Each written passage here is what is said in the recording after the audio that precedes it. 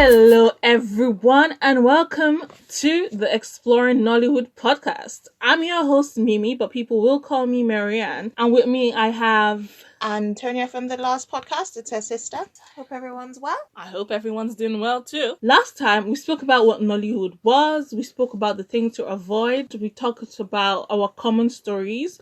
But this time, we want to go a little bit deeper. I want to talk about the cultural cues and Nollywood nuances, the subtleties of Nollywood, in other words. What are the things that we would see in a Nollywood movie that will make us say, yes, that is a Nollywood movie? Or what things like, sorry, Tyler, what Tyler would see and not understand why people are doing it, or won't be able to have a point of reference for some of the things that we do. It'll just be things that he won't even notice to him, as this is something that's telling you something else, or this is something that is telling you part of the story that's not being said, outright. People like that study film and things like that, they're looking for this thing is blue because, and that shows this, or this is red because that shows that. We don't do that. But that's the thing. But that's the point, isn't it? So you think that we don't have those in Nollywood, but we actually do. But it might be more cultural. It'd be more things that that you get used to as a Nigerian or as a watcher of Nollywood. Yeah. Number one, and the most important one, because we actually need it to live, food. Tony, tell me, how does food impact a Nollywood movie? To that end, I'll sort of ask you a question. You're watching a film. It's a big house. They've panned, obviously, the house from the outside. Okayly decorated. It's stylish, but it's a big place. You can tell these people are rich. What food will you not see on their dining table or their lunch table? Swallow. No rich man eats swallow. No one does. Or they don't record them doing it, but not even with a fork like some people do. They do not. Any type of swallow. Should it be panadiam? Amala. Maybe they eat amala in Yoruba movies. Semo. What? And of course, but the biggest, the mightiest champion of all the swallows, Eba. How important Eba is to everyone. But yeah, you will not find any type of swallow on any rich man's plate. And it's always rice. Always rice. Eating rice and stew with a fork and knife and you're like, okay. But they're posh. Whatever. No, but that's how you know. When they're eating their food with a fork and a knife, these people are educated. These people are rich. You're telling me any poor man in Nollywood will eat. Okay, let's say they're not even eating the bar. Let's say they're eating rice and stew with a spoon, and you don't see the spoon here. That spoon is big, so you know that they're hungry. And they see their kumkum. Oh yes. No, it's not in a nice plate, but that's also very interesting because I don't think there's a way. If you're middle class, maybe sometimes but have you ever noticed if you're making a point, say the food is poisoned by our one and only, it is a pot of soup. Isn't that so interesting? But yeah, if Patience is Okwo, Pepe, Mama G, when she's poisoning someone's food, and you bet she'll be poisoning someone's food, it's always into a soup. They never poison rice. No, how would you poison rice? I don't know, but I've never. We're learning some things today. Maybe poisonous soups that people aren't gonna eat. Yep. What are you doing? So yeah, definitely. When it comes to our national Nigerian dishes, food definitely does tell you something about the people making it, the people eating it, and the people dying from it. I've seen yam porridge once. Then let's talk about eateries. Let's talk about restaurants. Like in those days, old Nollywood restaurants were a bit tame. They were mostly an eatery. I don't know. Those plastic tablecloths. Yes. Oh my god, those tablecloths. Oh. With the one flower in the middle. Like, what is that? There's no need. And then the guy and the girl got to feed themselves over the table. There's always ice cream. If your mans doesn't buy you ice cream, is that your mans? And doesn't feed it to you lovingly in the presence of every single person? That's not your mans. So, old Nollywood used to do that restaurant thing. But these days, restaurants in new Nollywood, you're like Echo Suites and Hotels. Oh my god, Echo Atlantic. New Nollywood be giving people dreams. I feel like New Nollywood is sort of catered by richer people, so that you won't find any of those like Well, we're not gonna call them Abba made films because they're made in different places, but YouTube films. Abba made films. That's so rude. That's where they're made. Aba, Enugu. Asaba is the second cultural place of Nollywood. But in those YouTube films, and this is becoming less relevant because you now have creators that actually come out and put their films on YouTube. So the E3s does tell you something about the characters. And if the characters, well, first of all, if the characters go to a restaurant, that says that something. in itself is something, yeah. And then the type of restaurant that they go to, type of food that they eat at the restaurant. You know what I think is really interesting is when it's a poor girl and a rich guy, you know, the Cinderella story always. He sometimes takes her to a restaurant and she does that whole marveling at the richest type thing. You know, when she's dressed up, like it's cliche, but sometimes I do love it. And he's got her all dressed up. Spoon. Really? Girl. But know what a spoon is. But then you've got the other types of stories where is the poor girl introducing the rich guy to her culture, the way she lives, and then she takes him to a booker. Yeah. That's mad romantic, guys. That's mad romantic. And you can see him, he's confused as to why she's using her hand to eat. What is this thing? What? Do they call it eba? And a goose. Meanwhile, agusi is one of the most popular soups in Nigeria. Or imagine if it's a village film. What are they eating? Yes. They're eating yam and palm oil. They are not rich. Also delicious, by the way. But that's another, like... No, but think, how will this village... Think of village woman. How will this village man show his love that she's his love? Go out and hunt for bushmeat. Bushmeat. That delicious. You know your love when your man's comes to you with this black paper bag of unquestionable meat. Like, and what be like, meat is that? This is what I cut from you in the farm. What animal is that? It's true love. That's what it is. That's the nuance. That's the Nollywood nuance that people will not get. Bushmeat equals love. Restaurants, eatery. Now restaurants act as a way to further the story. Usually, old Nollywood restaurants or going out to get into places is just to like inform you / waste your time. It's just to waste your time. And even on YouTube movies, they're still wasting your time because they have 8 parts to fill. Waste your time 2020. But now they're actually places that matter to the script, to the story. But then would you say you have that, if you're thinking specifically of food, do you think you still have those cultural cues in New Nollywood? Oh, definitely. So New Nollywood, food, it's not as important as it used to be for old Nollywood, but it is still there because, guys, we need food to live. So it's not telling you as much of the story. No, because they don't have to rely on the surroundings. They can just rely on the script and rely on the directions. So it's becoming less important to use those foods as natural cues, as nuances. What you see is what you get. What's most important is what the characters are doing in a restaurant and why. Well, let's move on to the second most important thing. Fashion. Let's talk about women's fashion and then we'll talk about men's fashion. Women's fashion. Number 1, if she's married, boo-boos everywhere. Galore. Now, what is a boo-boo? It is the straightest, most shapeless piece of clothing that you own, sewn by your tailor in the most nondescript material you can find. Yep. That's old Nollywood and boo-boos. Matching scarf. Of course. You know, with those like kitten heel slippers. Oh, it was a vibe. It was a look.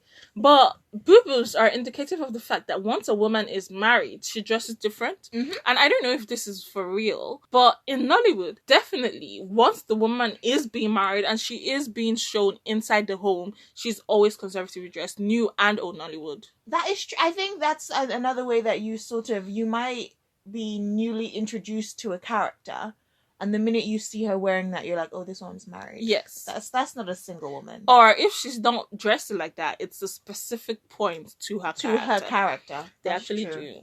do. What about Runs Girls, which, as you all know, is our favorite types of movies.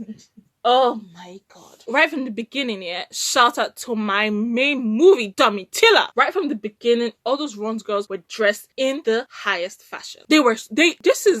Watch it back. Highest fashion? That was what everyone was wearing then. Should it have been? Remember when mini skirts were such a thing that everyone got scandalized about them? Oh my god. Oh my lord. I watched, I think we watched a clip of Domitilla recently, and I'm like, what is that? Those Runs Girls, those ladies of the night, as it were. Oh my god, that's a brilliant name. They were, you'd know them because they were the trend. They set the trend, they followed the trend, they were trendy.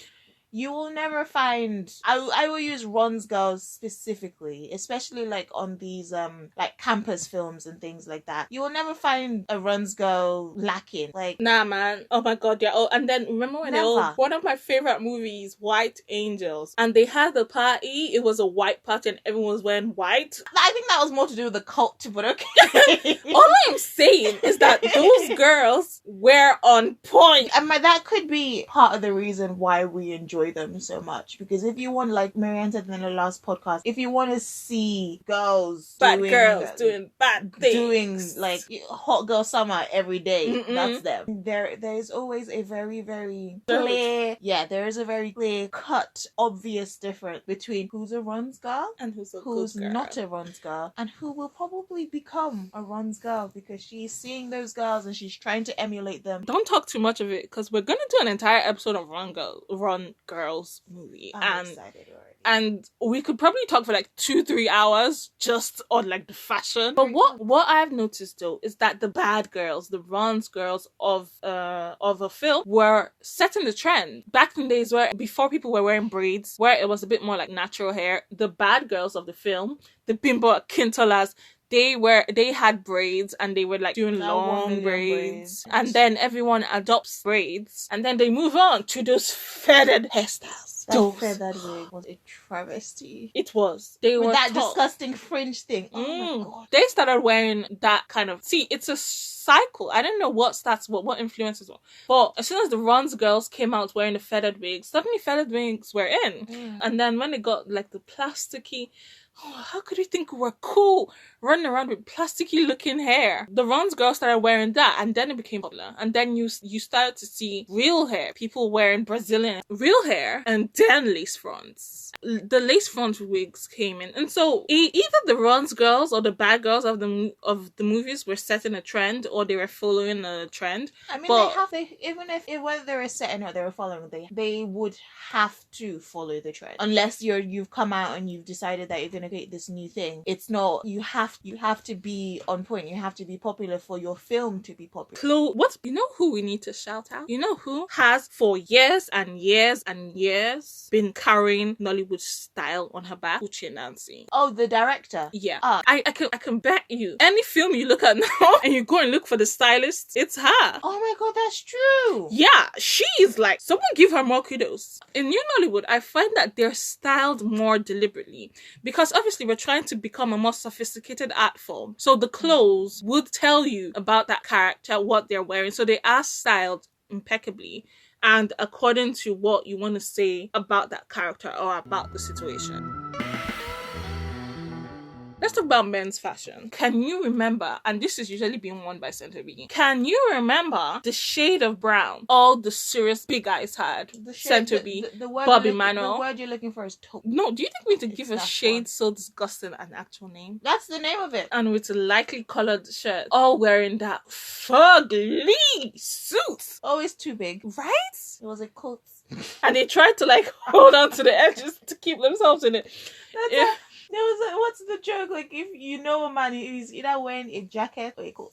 That's how you know. If he's rich, it's a jacket. It's a suit jacket. If he's not, that's a coat.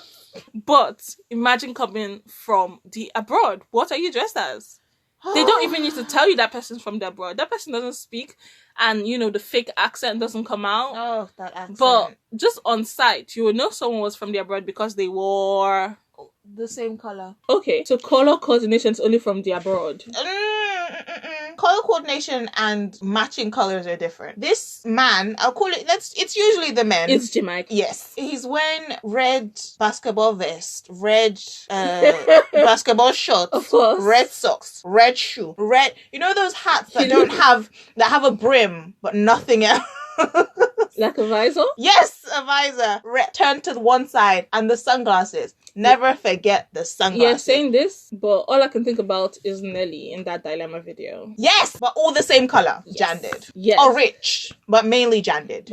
But how many rich people, going back to this traditional versus European, how many rich people are seen wearing native wears? If they're really, really, I think it's like, if they're rich, they're Western. But if they're really, really, really, really rich, then Alhaji is wearing an abada.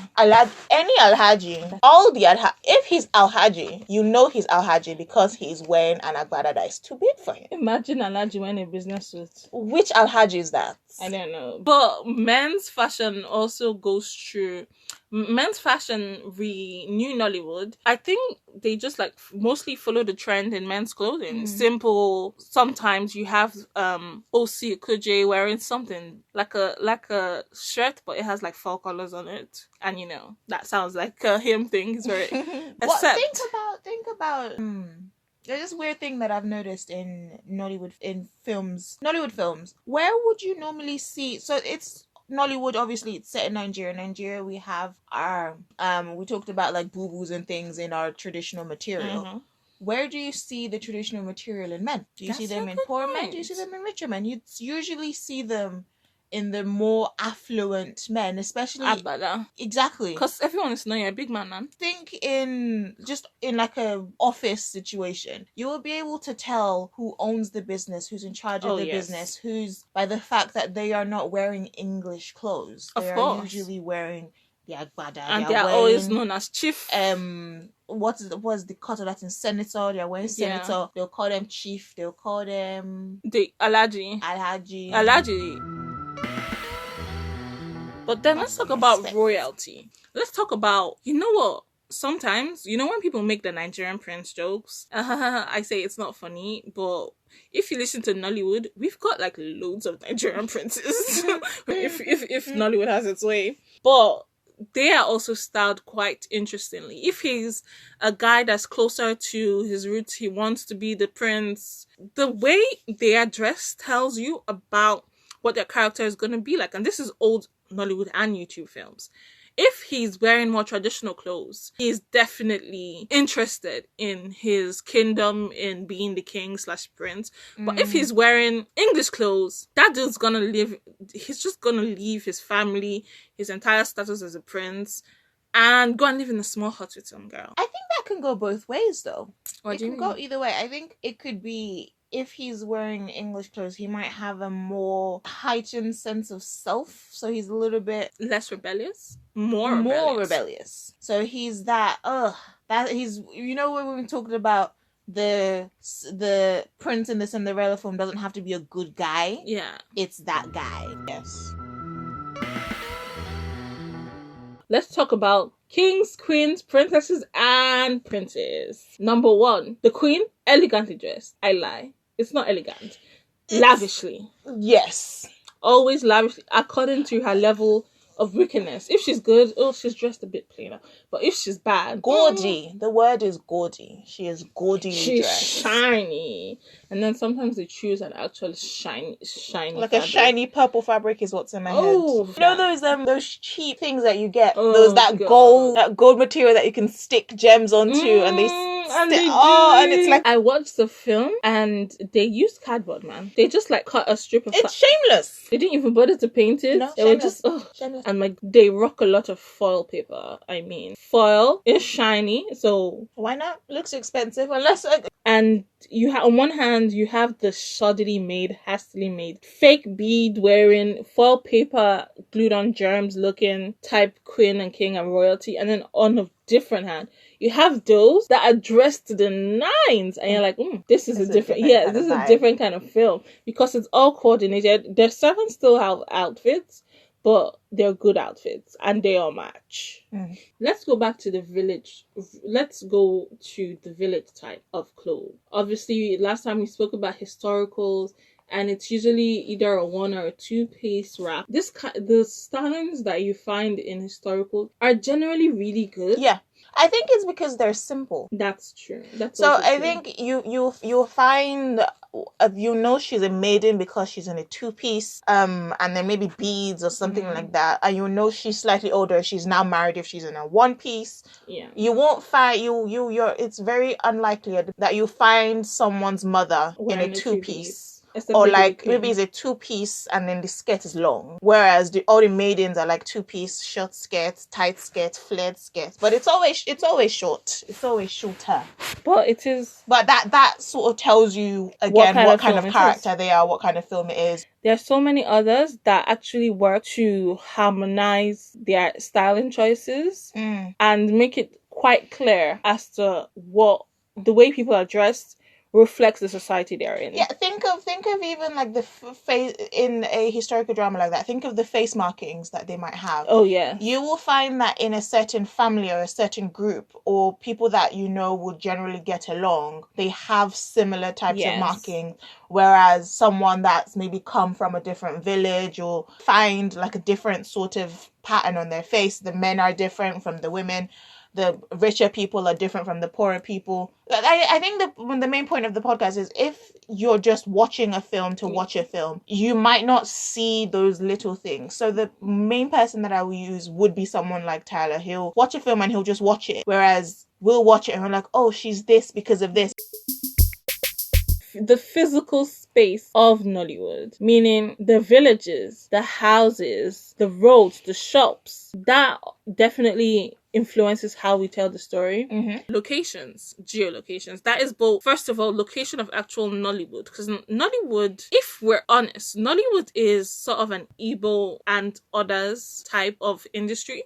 Because the Hausas have Kannywood. Yeah, Kannywood. Don't you know Ali Nuhu? He's from Kannywood. So they have Kannywood and they make all their films usually in Hausa. Yoruba people have their own films, usually made in Yoruba. But the Igbos usually make theirs in English, and then other tribes as well make theirs in English. So when we want to talk about the actual location of Nollywood, we can say Lagos, sometimes Abuja, very unlikely to be Abuja. And then if it's around girls, it's in Abuja. That goes for old and new Nollywood. It's mostly located in Lagos. But now, I found that some new Nollywood movies branch out. They go to new and interesting places for the locations of their movies. And then you have the YouTube type movies. And always red sand. So that denotes the east. So Aba, Enugu, Asaba, all those places. And that is old new Nollywood. Because if it's Lagos, they're going to pick places in Lagos. Places that are easy to get. They're going to show that bridge. Guys, it's a Nollywood film if you don't see that bridge. No, that's the rule. That's the new Nollywood rule. But then you do have some new Nollywood films. Like, that's actual new Nollywood. Not the YouTube ones. We need to come up with a better name for them. That's what they are. And then you do have those. And those that are using the new Nollywood shell, but using an old Nollywood location. One of my favorite films, Family Man. Oh, I love Family Man. Yeah, love that film. It doesn't seem like a film you'd like. It's a good film. It's beautifully plotted. True. Beautifully. But then we've got this YouTube, these ABBA-made movies that are made in those places. And do kind of, first of all, change the kind of movie you're making. You cannot make a movie where, like, the leads are metropolitan, the leads are in the city, and make it in that location. You have to move to Lagos. Because there are no big cities that rival Lagos or that would create that same vibe, that same atmosphere. Yeah. So immediately you look at a film, immediately you put on the film, from first sight, you know exactly where it's made. Physical spaces do help to tell us a story. For example, Cinderella's story. The Cinderella would usually come from a very small, sparsely decorated house to do whatever with the prince in their huge palace where they've got guards. Guards is also a really important one. If you've got guards around, then you're someone important. Big house, big family, big house, big money. If it's a king, he has wings. There's a south wing and a north wing and a wing for all the wives. I find that very clever. But if it's a poor person's house, first of all, they must have brown chairs. Brown patterned chairs. chairs. Brown pattern chairs. They must have a curtain over their door. I don't know why. Y'all can't see my face, but oof. I think it's to keep the mosquitoes away. Oof. So, like, even the decorations of the place, that poor people's houses are not decorated. It's like, if you're like ultra poor, it's just a mattress on the floor. And that's it. For a mat when they're really poor. And if you're like really destitute, it's gotta be an uncompleted building. So many suffering porn movies happen at uncompleted buildings. That's where they live. Maybe that's where they're assaulted or attacked. Uncle stole our property. Now this is where we have to live. Moving on from actual location, let's talk about locations.